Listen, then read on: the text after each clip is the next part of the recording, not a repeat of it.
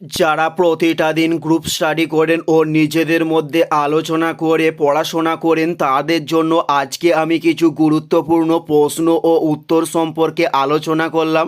আশা করছি ভিডিওটি শেষ অবধি দেখার প্রত্যেককে অনুরোধ রইল। চলুন কথা না বাড়িয়ে ভিডিওটা শুরু করা যাক। ফার্স্ট প্রশ্ন, রাজ্যপালকে কে নিয়োগ করেন? উত্তরটি হলো রাষ্ট্রপতি রাজ্যপালকে নিয়োগ করে থাকেন। উত্তরটি হলো রাষ্ট্রপতি রাজ্যপালকে নিয়োগ করে থাকেন। নেক্সট প্রশ্ন, ফ্যাসিস্ট পার্টিকে প্রতিষ্ঠা করেন? উত্তরটি হলো মুসোলিনি ফ্যাসিস্ট পার্টি প্রতিষ্ঠা করেন।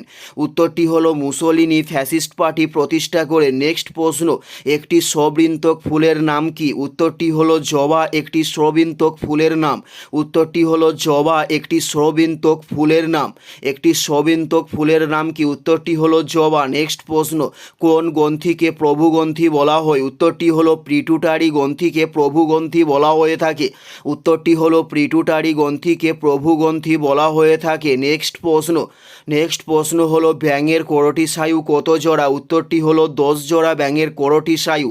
উত্তরটি হলো 10 জোড়া ব্যাঙের করোটি স্নায়ু। ব্যাঙের করোটি স্নায়ু কত জোড়া? উত্তরটি হলো 10 জোড়া। নেক্সট প্রশ্ন, কোন ফুটবলার কাইজার নামে পরিচিত? উত্তরটি হলো ব্রেকেনবাওয়ার ফুটবলার কাইজার নামে পরিচিত। উত্তরটি হলো ব্রেকেনবাওয়ার। নেক্সট প্রশ্ন, সর্বাপেক্ষা হালকা নিষ্ক্রিয় গ্যাস কোনটি? উত্তরটি হলো হিলিয়াম সর্বাপেক্ষা হালকা নিষ্ক্রিয় গ্যাস। উত্তরটি হলো হিলিয়াম সর্বাপেক্ষা হালকা নিষ্ক্রিয় গ্যাসের নাম হলো হিলিয়াম। নেক্সট প্রশ্ন, সবচেয়ে হালকা গ্যাস কোনটি? উত্তরটি হলো হাইড্রোজেন সবচেয়ে হালকা গ্যাস।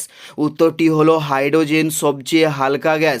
সবচেয়ে হালকা গ্যাস কোনটি? উত্তরটি হলো হাইড্রোজেন সবচেয়ে হালকা গ্যাস। নেক্সট প্রশ্ন, সবচেয়ে হালকা ধাতু কোনটি? উত্তরটি হলো লিথিয়াম সবচেয়ে হালকা ধাতু।